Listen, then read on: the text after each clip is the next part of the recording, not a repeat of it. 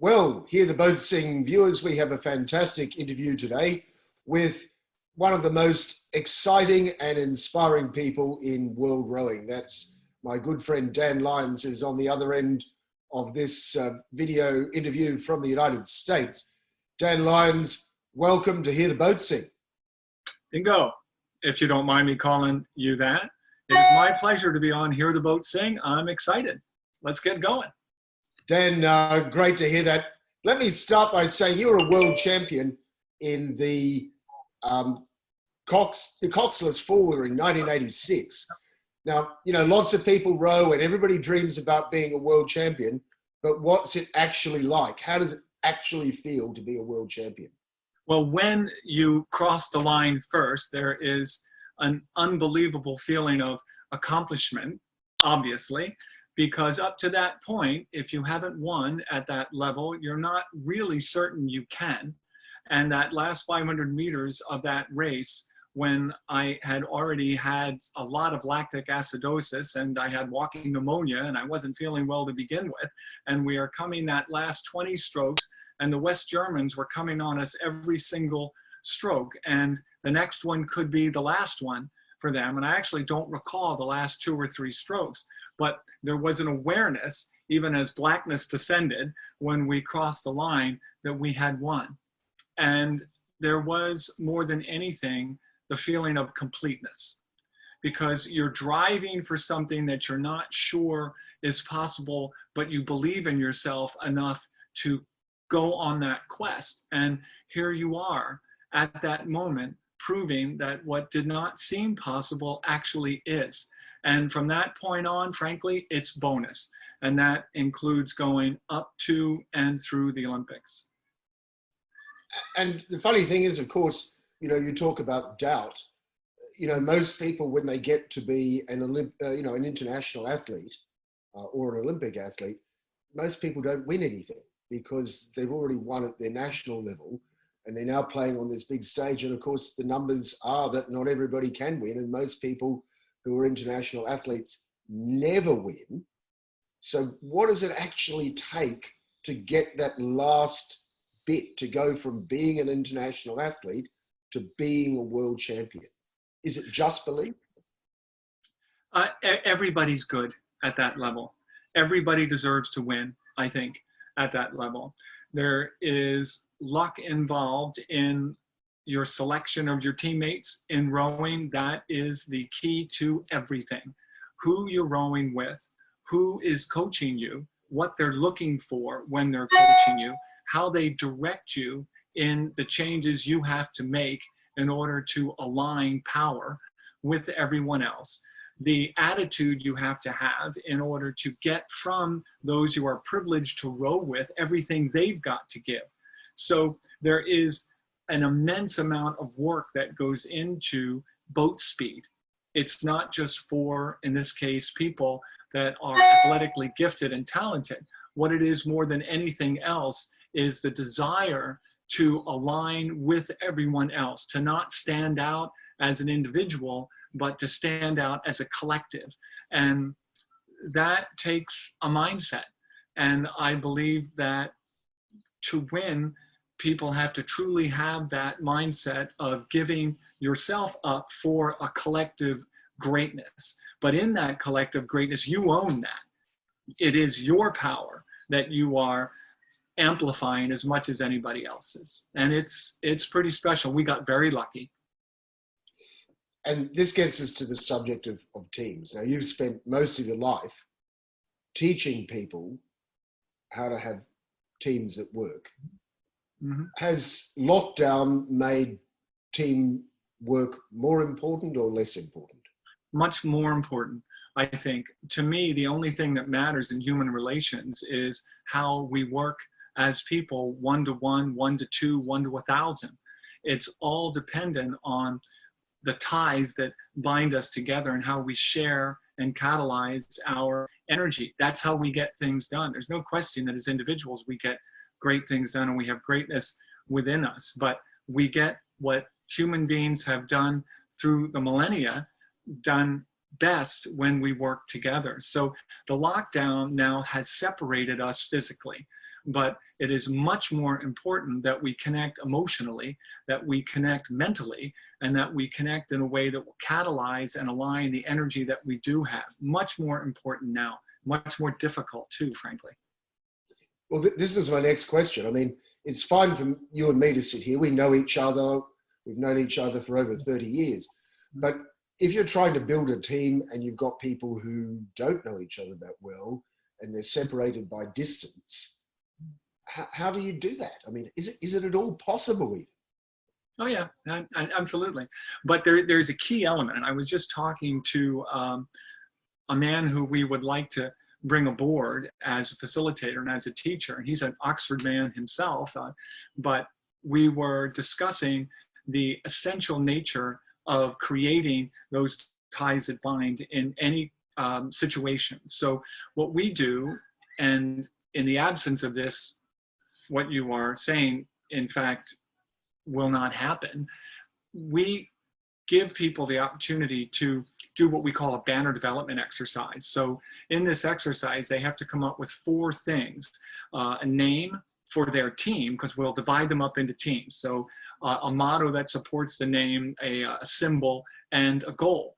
But it all has to be about the things they share, about the things they have in common. And all of them have to agree and have the same things that they have in common and focus on that. So we give them about 20 minutes to do that.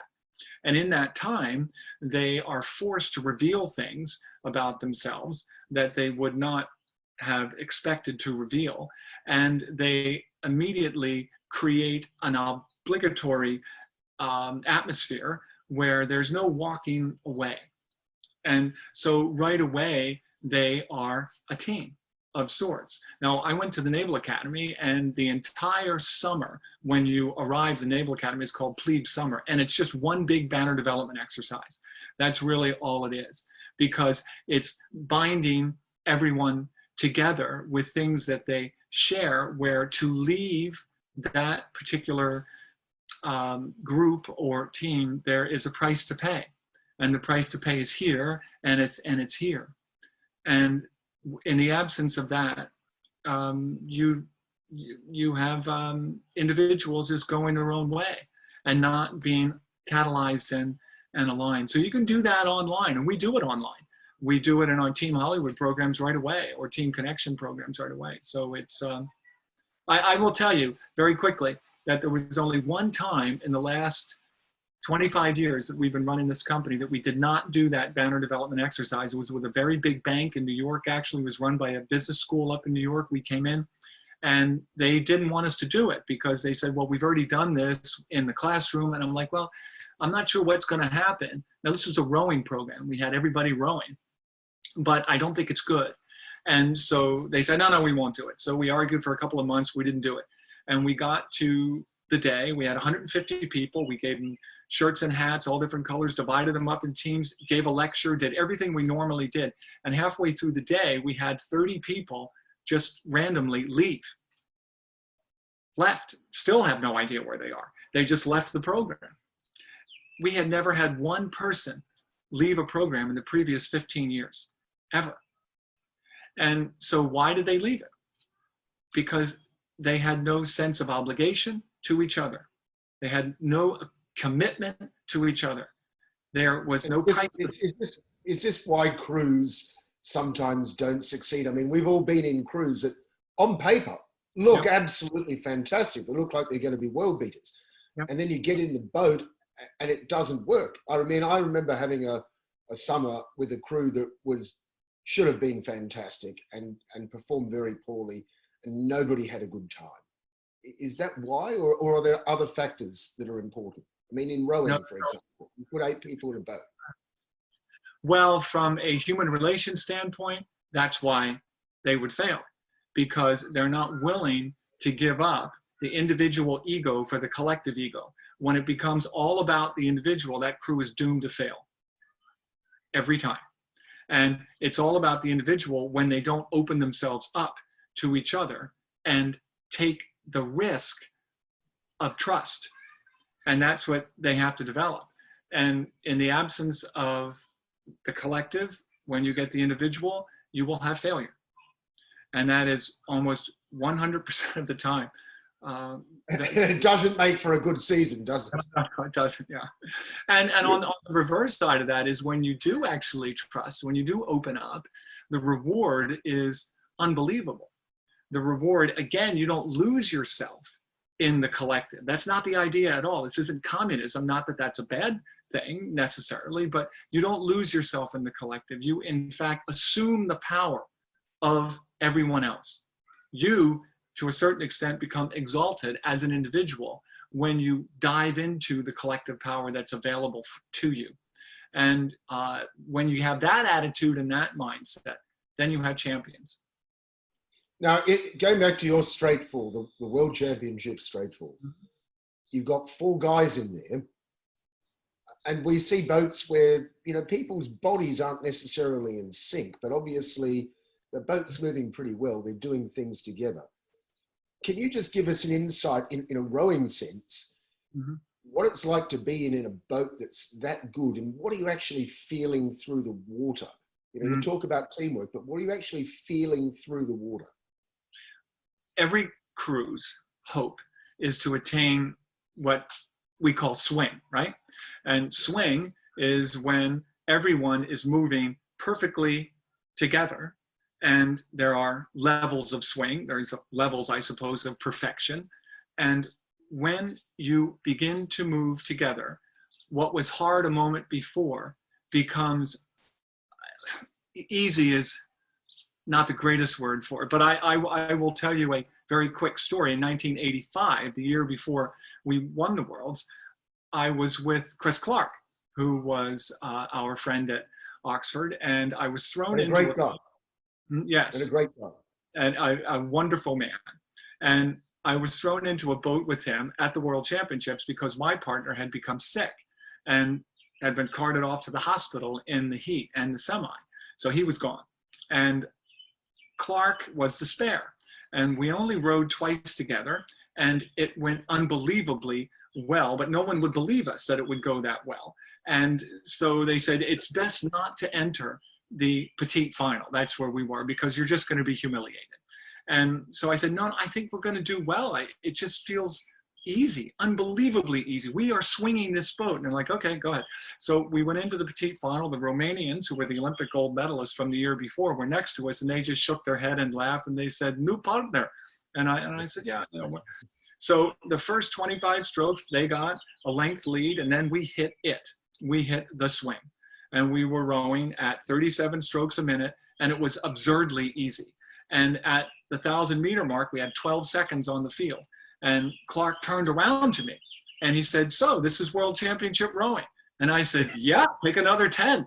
And we wound up going through. Now, when we finished the race, we threw up because it wasn't easy. It just felt that way. Because when the power is aligned, which is really what you're trying to do, you're trying to get every element of power aligned in a stroke from beginning to end of the power stroke, and then on the recovery as well, but especially that power stroke, that is absolutely key. It's not just it's not the amount of power, it's when the power is actually applied. That's important. And the depth of the blades and all that other kind of stuff. And when you hit it, we had it in that 4 in 86. Even with me thick, we had it. And that's what a lot of, I think, a lot of rowers, when they start or in the middle of their career, never really seem to appreciate. They think, oh, I'm just going to pull that little bit harder, and this is going to get us over the line. And of course, the boat doesn't go any faster because they're now out of sync with everybody else. Go ahead. I'm sorry. You of course were in a coxed pair at the Olympics in 1988, right? Yes. Mm-hmm. And that was a pretty big field. I mean, you had the Abignali brothers there. They were great, yeah. Steve Redgrave was there with, who was it, with Holmes, wasn't it? With Andy Holmes, yeah. Yeah. And who were you with? I was with Bob Espeseth, who had been the stroke of that straight 4. And we had amazing speed, amazing rhythm in practice. In the trials for the U.S. team, we won the trials. It wasn't an easy victory, but we won, and then we just got faster and faster. Now, here's one thing I learned there. SB was 6'6". He went about 225 pounds. He was a beast. I was about 6'4", about 175. And I had it in my head that because I was smaller and I considered myself not to be nearly in his category of strength, then I had to row slightly differently in order to match him. So I refused to break my arm early because he broke his arms early in the drive.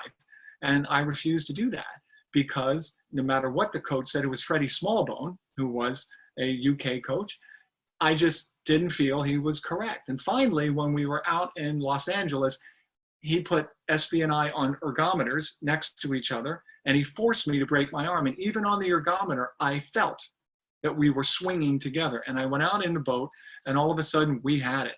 And we beat the straight pair from the team. We beat them easily over 1,000 meters. And you don't do that with a Cox pair. It's usually about a 10-second difference the other way. And so when we got to Seoul, however, SB got sick. And we led the opening heat over these Germans, who eventually wound up getting the silver. We had them by 3 lengths at the 1,000-meter mark. And the boat didn't feel great, but it felt good. And then all of a sudden, SB collapsed. And that was it. And we limped across the line last, and they carted him off to the hospital. And that's what happened in '88. But I think that I think we would have done very well in the final. And personally, I think we would have won, but we didn't. That's not the way it works. You know, the crew that won were the Abignalis, and they were spectacular. So that's the way it goes. And having spent a summer in a coxed pair, do you actually like coxswains?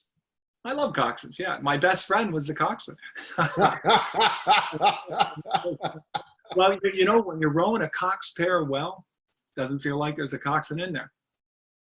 You know? Coxing a cox pair is a really difficult task too. It's probably the hardest job, you know, as a coxswain you can do, because invariably it's a bow-loaded boat. You don't see what's happening.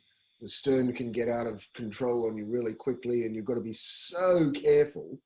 And of course, you can't see what the guys are doing behind you. It's a really difficult boat. Yeah, you need a good coxswain, a great coxswain. You need someone with a sense of feel. And I think that is what is not understood by non-coxswains, is the best coxswains understand by feel almost as much as the rowers understand by feel what is going on in the boat. And they'll, you know, when I was stroking a boat as an oarsman, I would be able to tell by feeling what was going on in the bow of the boat. I'd say, well, the 2-man's late. I could just feel that. But so could the coxswain. Yeah, and sometimes as a coxswain, you've just got to close your eyes to figure out what's going wrong in the boat, because you'll feel it. And if you look for it, you can't necessarily find it. And there's something very intuitive about it. And does that also carry through to, you know, other forms of team? You know, is there something about a team that is fundamentally intuitive rather than, you know, something that you can analyze? Absolutely. In a high performance environment, there's no question that is the case. So you're always trying to create in a team ties that bind you together. And so there's left brain and right brain ways of doing that. So there's the left brain analytical side, which is absolutely key, because you need to have a process. You need to have a step-by-step. There's no question, but it's almost like drawing lines that have no emotion attached to it. It's like having gas lines with no gas in it. You can have gorgeous lines and it looks very fine from above, but there's nothing going on within it. There's no electricity flowing through the circuitry. And so that electricity is supplied by the emotional element. It's supplied by the connection that happens in your right brain. And that's the driver that makes everything else that you've laid out very carefully actually work. And when you have leaders that are able to imbue their team with passion, what they're really doing is they're lighting a fire, and they're turning on the switch, and they're providing that fuel and that electricity through the circuitry. That's what they're doing. And they make greatness out of what otherwise could have been nothing but a drawing. And I think our listeners can see right here in just what you've said, the sort of passion that makes you such an inspiring person, Dan. I never forget being stopped on the towpath. You were coaching us, and one of our guys said, "Oh, Dan, I keep dreaming about the race every night. Every night I'm dreaming about the race." And you said, "Well, in your dreams, do you win?" And he said, "Yes." And you said, "Well, that's all that matters." Yeah. And that was one of those transformative moments, because, people are so often so bound up with fear, so bound up with, oh, what if this goes wrong or that goes wrong? And I think sometimes they forget that they need to believe in themselves. And believing in yourself is not easy, is it? Sometimes you need somebody to give you a shove. No, and obviously there is at the core, I think, of every athlete and every performer, no matter what sport they're in, the core of belief, possibility of belief in themselves. There's no question, it's there. Otherwise, they wouldn't be involved in it. They may be searching to have that ratified, but it's there. And in order to win, that has to be nurtured.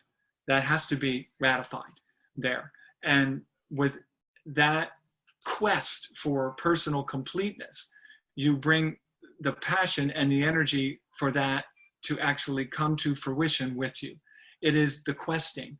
That question that one of your fellow teammates asked, and I don't remember who that was a quest for reassurance, but it was really a quest for who am I? And can I do this? And it's the coach's job and the leader's job to infuse them with the belief they already possess. It's just basically ratifying what they already have. Otherwise, he wouldn't have asked the question.